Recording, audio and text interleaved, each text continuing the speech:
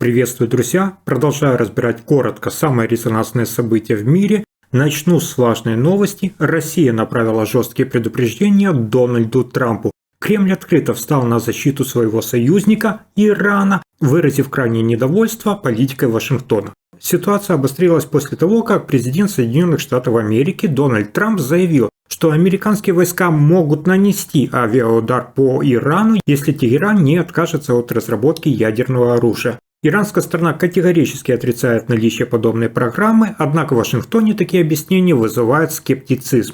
Во вторник на резкие заявления США отреагировал российский МИД. Заместитель министра иностранных дел России Сергей Рябков выступил в средствах массовой информации, предупредив о возможных катастрофических последствиях такого сценария.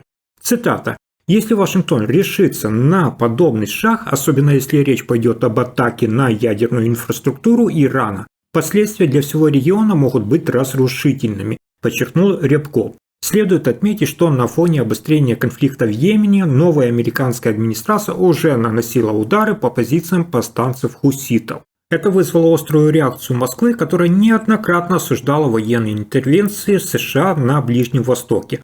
В своем выступлении Рябков резко раскритиковал Дональда Трампа, заявив, что его агрессивная риторика только осложняет ситуацию. Цитата. «Мы наблюдаем прямое давление на Тегеран, угрозы, ультиматумы. Такие методы недопустимы, мы их осуждаем и рассматриваем как попытку США диктовать свою волю Ирану», заявил замминистра.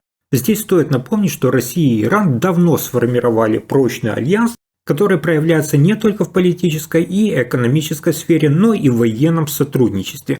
Особенно это стало заметно во время войны в Украине, где Москва активно использует иранские ударные беспилотники «Шахед». Отношения США и Ирана значительно ухудшились после того, как в 2018 году Трамп вывел Вашингтон из ядерного соглашения, в рамках которого Тегеран соглашался ограничить свою ядерную программу в обмен на ослабление санкций.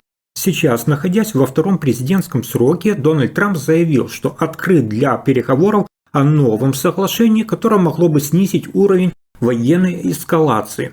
В начале марта Дональд Трамп сообщил, что направил письмо верховному лидеру Ирана, предложив обсудить условия возможной сделки. Тем не менее, параллельно с этим Белый дом продолжает политику максимального давления на Тегеран, вводя новые санкции и угрожая военными мерами.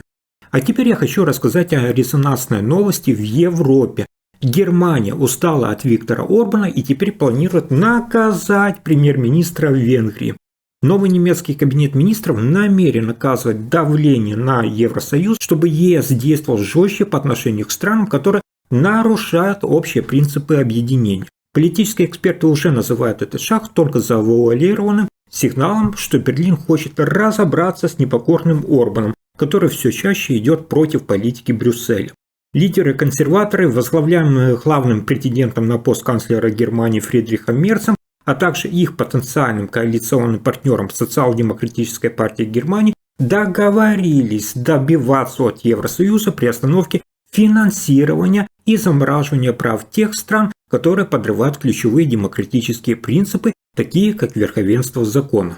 Об этом говорится в коалиционном соглашении, с которым ознакомилось издание «Политика». Хотя в документе не упоминаются конкретные страны, аналитики уверены, он адресован Венгрии, которую в ЕС уже не первый год обвиняют в подрыве демократии, ограничении свободы прессы и давлении на судебную систему.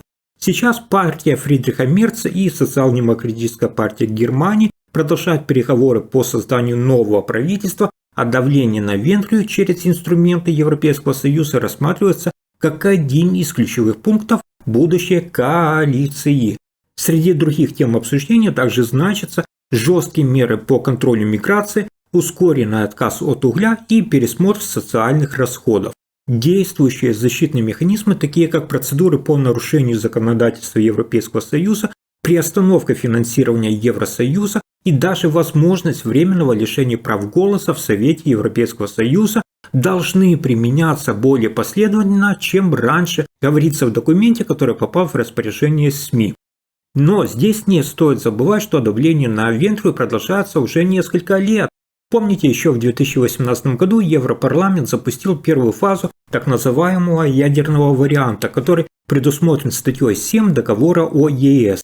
Венгрию тогда заподозрили в серьезных нарушениях основных европейских ценностей, однако процесс забуксовал из-за разногласия между странами Европейского Союза. В 2022 году Еврокомиссия приняла меры по заморозке 22 миллиардов евро, которые были предназначены для Венгрии, ссылаясь на проблемы с независимостью судов и соблюдением прав человека.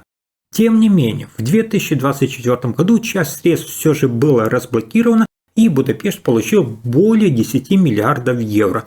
Однако новый подход Германии может привести к тому, что финансовое давление на Венгрию наоборот усилится, а Орбан окажется перед еще большим политическим вызовом. Еще одним серьезным конфликтом между Брюсселем и Будапештом остается дружественная позиция Виктора Орбана по отношению к Москве. Премьер-министр Венгрии Виктор Орбан неоднократно демонстрировал свою лояльность к России, пользуясь правом вето, чтобы блокировать санкции против российских олигархов и военных командиров. Такой подход вызвал жесткую критику в Европейском Союзе, однако Орбан продолжает отстаивать свои интересы, несмотря на растущее давление со стороны Брюсселя. Чтобы обойти венгерское вето, новое правительство Германии хочет добиться расширения практики голосования квалифицированным большинством в Совете Европейского Союза, особенно по вопросам общей внешней политики и безопасности, а также при введении санкций. Это позволит нейтрализовать влияние тех стран, которые постоянно блокируют важные решения на уровне Европейского Союза.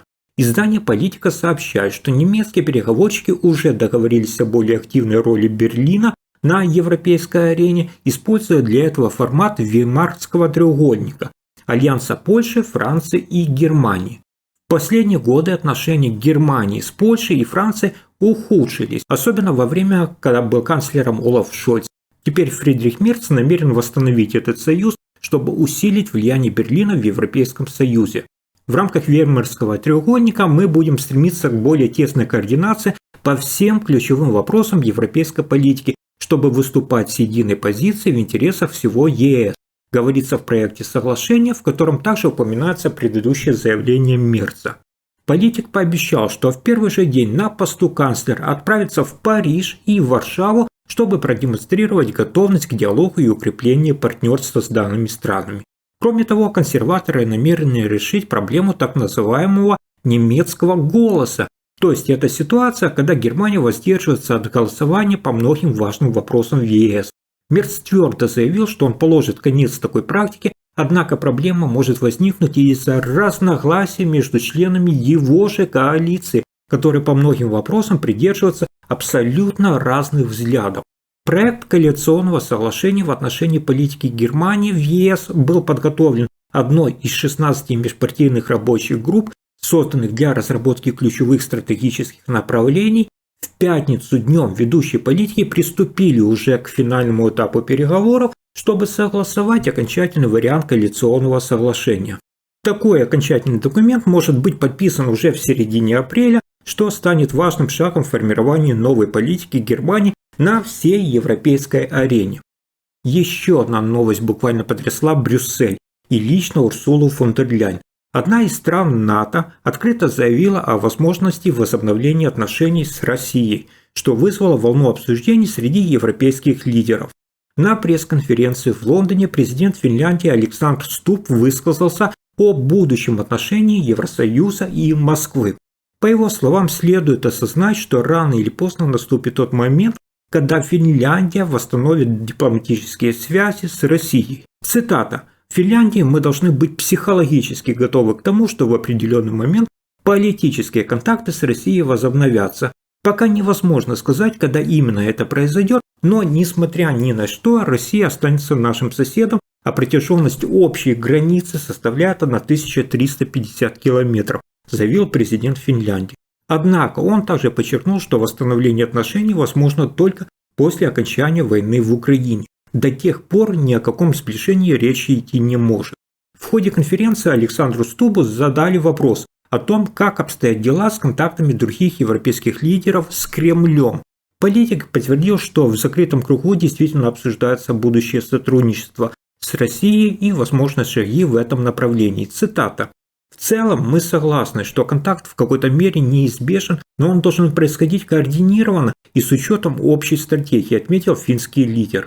На вопрос о конкретных сроках Стуб отказался отвечать, заявив, что точно даты никакой назвать не может. Цитата. «Мы увидим, как именно это будет координироваться, кто будет поддерживать контакты и кто станет основными переговорщиками», добавил он. Друзья, оказалось, что эти обсуждения велись в рамках недавнего заседания так называемой коалиции желающих, в которой принимали участие, как вы знаете, президенты и премьеры 28 стран, включая глав Евросовета и Еврокомиссии, а также генерального секретаря НАТО Марка Рютте. На слова финского президента уже отреагировал Кремль. Пресс-секретарь Путина Дмитрий Песков в интервью агентству ТАСС подтвердил, что Россия готова к возможным изменениям в дипломатических отношениях. Цитата. Президент Путин не раз заявлял, что Россия открыта для нормализации отношений с теми странами, которые сами этого хотят, подчеркнул Песков. При этом представитель Кремля добавил, что Россия не имела никаких проблем с Финляндией и Швецией до тех пор, пока они не приняли решение о вступлении в НАТО. Дальше важная новость касается миграции. Швеция ужесточила правила и по прогнозам страну покинут тысячи мигрантов. До недавнего времени мигранты, которым отказали в предоставлении убежища, но которые смогли найти работу, могли подать заявку на временный вид на жительство. Однако с апреля эта возможность была отменена. Новые, более строгие миграционные законы вступили в силу, и теперь около 5000 человек просто будут вынуждены покинуть страну. Цитата. «Таким образом мы увеличим количество депортаций, а также предотвратим мошенничество и злоупотребление в миграционной системе», заявил министр по делам миграции Швеции Йохан Форсел. Кроме того, увеличен срок, после которого мигранты, получившие отказ в предоставлении убежища, могут подать новую заявку. Теперь этот период продлен с 4 до 5 лет. На вторник министр Форсел анонсировал еще одно ужесточение миграционного законодательства, которое вступит в силу с 1 июля 2026 года. Согласно новым правилам, заявители на вид на жительство будут обязаны вести правильный образ жизни. Этот закон упростит процедуру отказа или аннулирования решения на пребывание в стране для людей, представляющих угрозу общественному порядку или незаконно получающих социальное пособие. При этом в новом законе не будет четко определено списка правонарушений. Решения о соответствии критериям будут принимать миграционные службы и суды, основываясь на обстоятельствах каждого конкретного случая. Цитата. «Большинство людей, приезжающих в Швецию, совершенно законопослушны», ответил Форсел. «Но мы должны быть тверды в одном. Те, кто совершает преступление и ведет себя неподобающим образом, не должны оставаться здесь. Это важный элемент доверия граждан к миграционной политике страны», подчеркнул министр. С момента прихода к власти осенью 2022 года Центр правительства при поддержке националистической партии «Шведские демократы» продолжает последовательно ужесточать миграционную политику Швеции. В результате в 2023 году количество одобренных заявок на предоставление убежищ сократилось до 6250, включая квотных мигрантов. Это стало самым низким показателем с 1985 года. Одновременно уровень безработицы в Швеции превысил 9%, что делает его одним из самых высоких в Европейском Союзе. А следующая новость потрясла общественность. Многие задаются вопросом, изменит ли Дональд Трамп свое мировоззрение в отношении Владимира Путина, ведь ситуация становится все более напряженной. Владимир Зеленский выступает с обращением к Соединенным Штатам Америки и лично к Дональду Трампу, утверждая, что они постепенно начинают понимать. По словам президента Украины, каждый день Киев представляет Соединенным Штатам доказательства нарушения режима прекращения огня со стороны России, что свидетельствует о продолжающемся конфликте.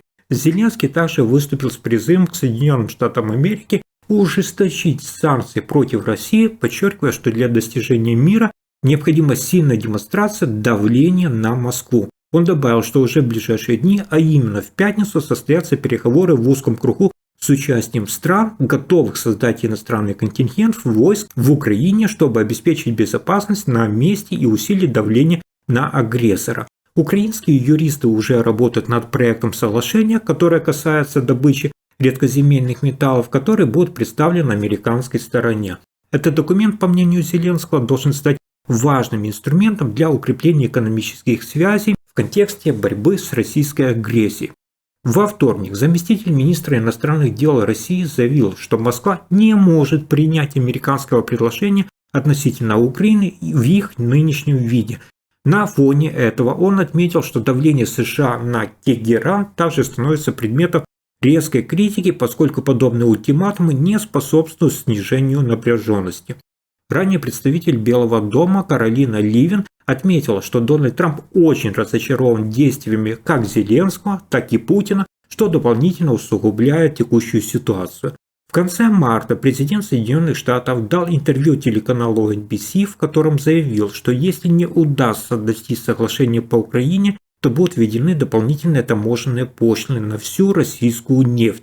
Друзья, напишите в комментариях, что вы думаете о жесткой реакции России на Соединенные Штаты Америки, давлении Германии на Виктора Орбана и заявлениях Финляндии о возможном восстановлении отношений с Россией. Если вам понравилось видео с короткими мировыми новостями, поддержите лайком мой труд, подписывайтесь, чтобы не пропустить новые выпуски. До встречи и хороших вам новостей!